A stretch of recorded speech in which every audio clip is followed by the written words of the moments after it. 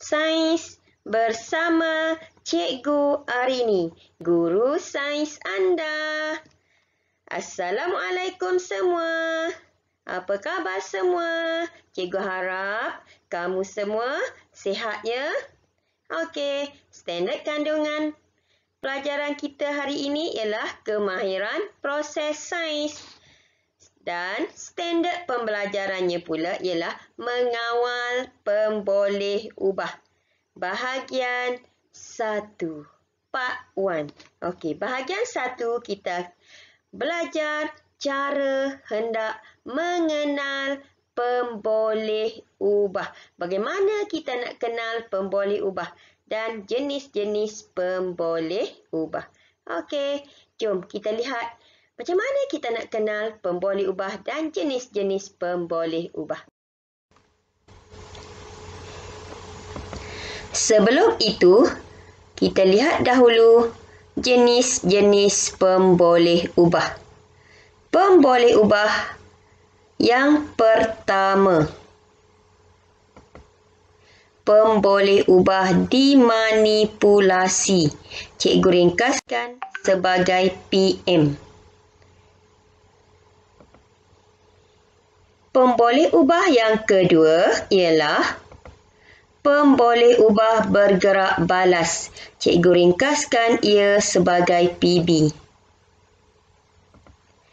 Pemboleh ubah yang ketiga ialah pemboleh ubah dimalarkan. Cikgu ringkaskan ia sebagai PML. Jadi, ada 3 pemboleh ubah semuanya. PM, PB dan PML.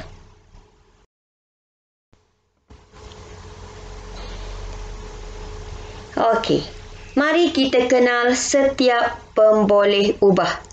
Macam mana kita nak kenal pemboleh ubah dimanipulasi, macam mana kita nak kenal pemboleh ubah bergerak balas dan macam mana kita nak kenal pemboleh ubah dimalarkan. Okey, mula-mula kita lihat macam mana kita nak kenal pemboleh ubah dimanipulasi.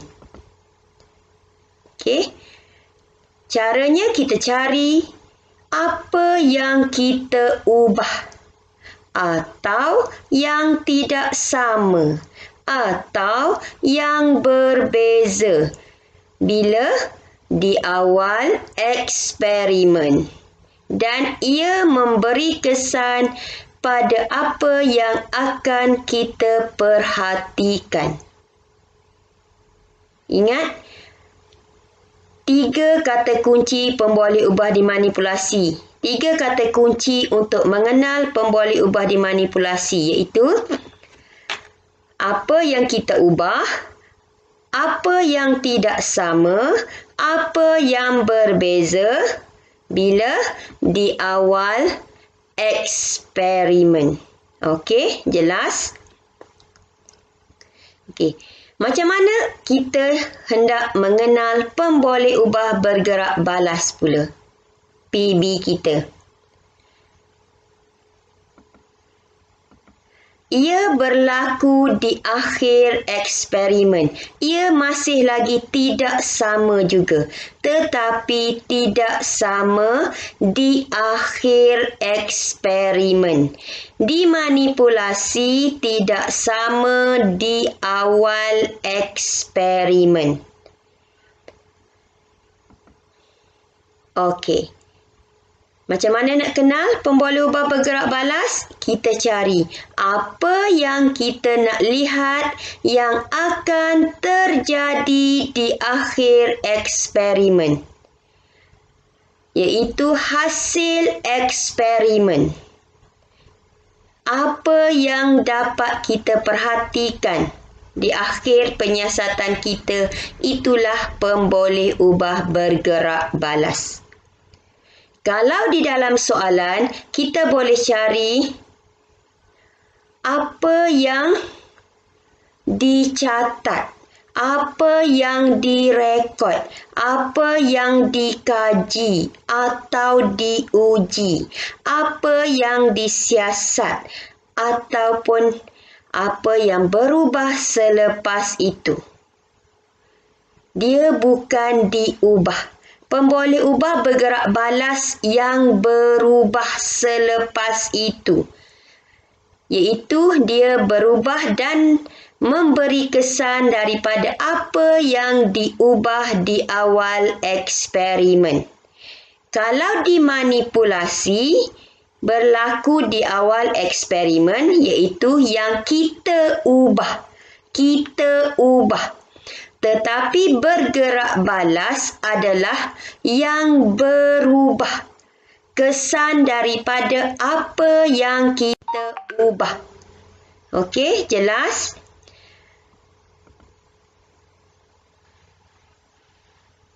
Ia berlaku di akhir eksperimen. Pemboleh ubah bergerak balas berlaku di akhir eksperimen. Pemboleh ubah dimanipulasi berlaku di awal eksperimen. Okey, seterusnya pemboleh ubah dimalarkan. Macam mana nak kenal pemboleh ubah dimalarkan? Kita cari yang sama. Bila? Di awal hingga akhir eksperimen. Dia tidak berubah dari awal hingga akhir eksperimen, ianya sama. Iaitu benda yang perlu ditetapkan agar tidak memberi kesan kepada hasil keputusan penyiasatan. Iaitu apa yang kita samakan dari awal hingga akhir penyiasatan di sepanjang penyiasatan. Okey, boleh beza? Pemboleh ubah dimanipulasi berlaku di awal eksperimen. Pemboleh ubah bergerak balas berlaku di akhir eksperimen. Pemboleh ubah dimalarkan berlaku dari awal hingga akhir eksperimen. Okey? Semua ini perlu faham dan ingat. Macam mana kita hendak mengenal setiap pemboleh ubah di dalam setiap eksperimen dan juga di dalam setiap soalan.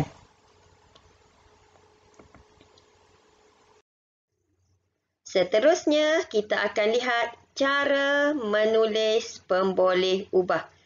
Bersambung part 2 akan datang. Okey, selepas ini cikgu akan terangkan pula cara hendak menulis pemboleh ubah dengan betul. Okey, sekian. Terima kasih.